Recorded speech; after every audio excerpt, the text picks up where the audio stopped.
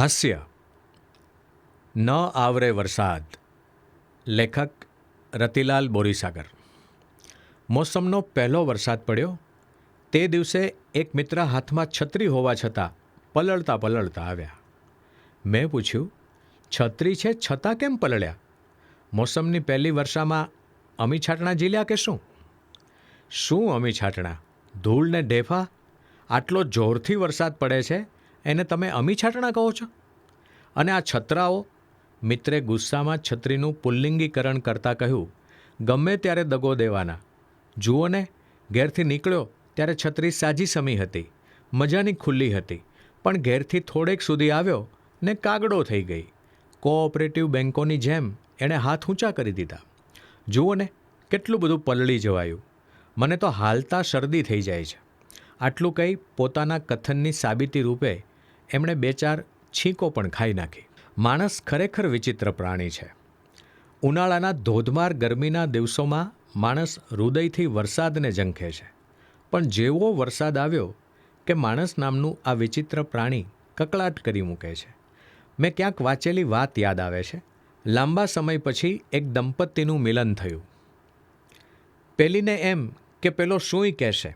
કેટલા લાંબા સમયથી પત્ની વિયોગે પોતે ઝૂરતો હતો. કેવા અદ્ધર જીવે એ પત્નીની વાટ જોતો હતો. પત્રમાં એણે વિરહ કાળમાં વહાવેલા આંસુ અને નાખેલા નિસાસાઓનો હિસાબ પણ લખી મોકલ્યો હતો. એટલે લાંબા વિરહ પછી પેલો જે પ્રેમ વચનો ઉચ્ચારવાનો હતો એ સાંભળવા પેલી એકદમ ઉત્સુક બની ગઈ હતી. આ પ્રેમ વચનો પોતાના કાનમાં બરાબર ઝીલાય એ માટે પેલીએ સારા ENT સર્જન પાસે કાનનો મેલ પણ કઢાવ્યો હતો. પણ પેલા અક્કલના ઓથમીરે શું કહ્યું? પોતાને આ 6 મહિનામાં કેટલી વાર શરદી થઈ હતી. નાસ લેવા માટે ગરમ કરેલા પાણીનું તપેલું સાણસીમાંથી છટકી જવાને કારણે દાંતતા કેવો માંડ માંડ રહી ગયો હતો. ઇસ્ત્રી કરતાં પોતે 3 વાર અને કપડાં 7 વાર કેવા ને કેટલા દાઝી ગયા હતા. કેટલી વાર એલાર્મ ન સંભળાવાને કારણે બસ ચૂકી જવાઈ હતી ને રિક્ષામાં ઓફિસે જવું પડ્યું હતું. કેટલી વાર તાળું જડ્યું નહોતું એટલે અને કેટલી વાર બરાબર વસાયું નહોતું એટલે પડોશી પાસેથી તાળું લઈ વાસવું પડ્યું હતું. કેટલી વાર ઠેસ વાગી હતી અને કેટલી વાર ટેબલનું ખાનું ઉઘાડતા ચીપટી આવી ગઈ હતી, વગેરે વગેરેની કથની પેલા બાઘાએ પેલીને સંભળાવી. પેલી બિચારીના દિલ કે અરમાં આંસુ અમે બહી ગયે. વરસાદનું પણ આવું છે. કેટલા અદ્ધર જીવે એની રાહ જોવાય છે. ગરમીથી ત્રાહિમામ પોકારી ગયેલ દરેક જણી કહેવા માંડે છે, હવે વરસાદ આવે તો છૂટાય આ ગરમીમાંથી. પણ વરસાદ આવે, આકાશ મન મૂકીને ધરતી પર વરસે ત્યારે? વોટર સોર્સ ફાટી ગયા છે એ યાદ ન રહ્યું ને એકાએક વરસાદ આવ્યો એમાં નવ્વા નક્કોર ચપ્પલની પત્તર રગડાઈ ગઈ. અગાસીમાં ગાદલા ગોદડા પડ્યા હતા, આજ લેશું કાલ લેશું કરતા રહ્યા ને વરસાદ આવ્યો, બધું ઠેકાણે થઈ ગયું. રેઇનકોટમાં કાણા પડી ગયા છે, પણ હતું કે વરસાદ એમ ક્યાં આવી જવાનો છે, લેશું પછી. પણ આ તો આવ્યો, હવે ખિસ્સામાં કાણા પાડવા પડશે રેઇનકોટ લેવા. સ્કૂટરનું કપડું માળિયામાં પડ્યું હતું ને એકાએક વરસાદ પડ્યો. સ્કૂટર આખી રાત પલળ્યું અને સવારે સ્ટાર્ટ ના થયું. કીકો મારી મારીને પગ દુખાડ્યા ને છેવટે રિક્ષામાં જવું પડ્યું. આવો કકળાટ અત્ર તત્ર સર્વત્ર સંભળાય છે. પહેલા વરસાદને ઝીલવાનો ઉમળકો ભાગ્યે જ ક્યાંક દેખાય છે. વહુ અને વરસાદને જશ નહીં એવી એક કહેવત છે. 21મી સદીની વહુઓને જશની પડી નથી. સાસુ બહુ કકળાટ કરે તો રાખો તમારું ઘર તમારી પાસે, કઈ કહ્યાગ્રા કંથને લઈ જુદી રહેવા જતી રહે.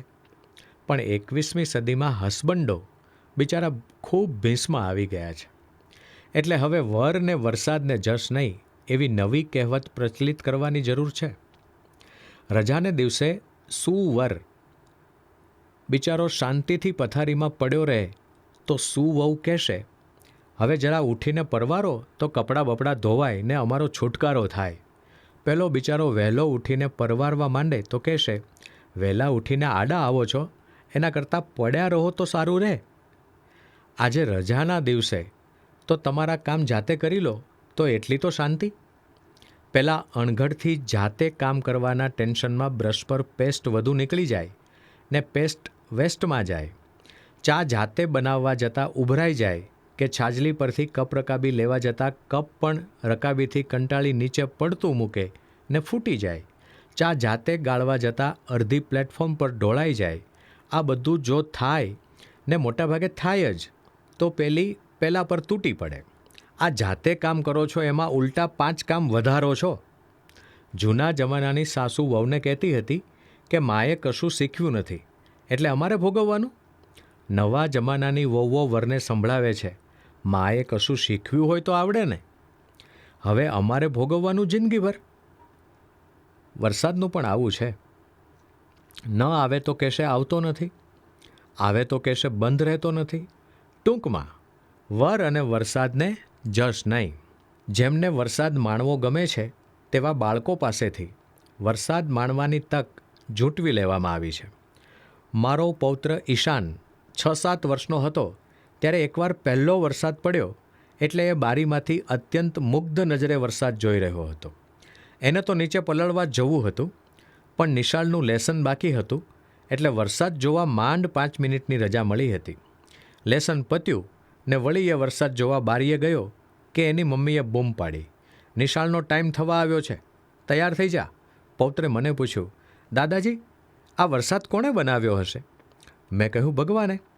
અને સ્કૂલ? એણે તરત જ બીજો પ્રશ્ન પૂછ્યો.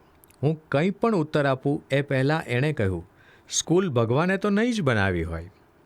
નાનું બાળક પણ સમજે છે કે ભગવાને બનાવેલું બધું સુંદર હોય, મનને હૃદયને ગમે તેવું હોય, પરંતુ બાળક જેમ જેમ મોટી સાઇઝનું થતું જાય છે તેમ તેમ આ સમજણ ઓછી ને ઓછી થતી જાય છે.